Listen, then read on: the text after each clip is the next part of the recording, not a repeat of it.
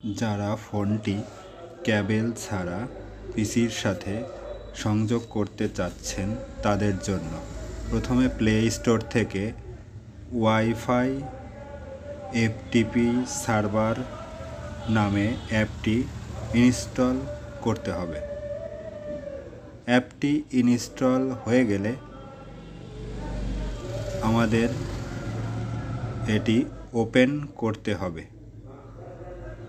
Open করার পর অ্যাপসের ভিতরে কিছু তথ্য পাবেন, সেটিকে অ্যালাউ করে দিতে হবে। সব কিছু অ্যালাউ করার পরে আপনারা স্টার্ট বাটনে প্রেস করুন। স্টার্ট বাটনে প্রেস করার পর অ্যালাউ বাটনে প্রেস করুন। অ্যালাউ হয়ে গেলে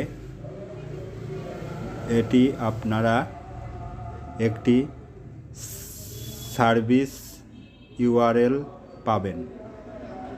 এই ইউআরএলটি আপনাদের নিজ নিজ পিসিতে মাই কম্পিউটারে গিয়ে সার্চ করুন।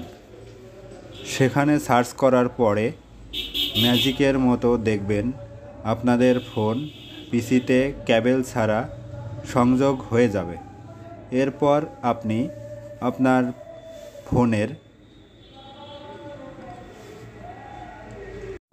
ফাইল ম্যানেজারটি ওপেন করতে পারবেন এবং সব ধরনের ছবি, ডাটা, ভিডিও সব কিছু ফোন থেকে পিসিতে নিতে পারবেন এবং পিসি থেকে ফোনে নিতে পারবেন।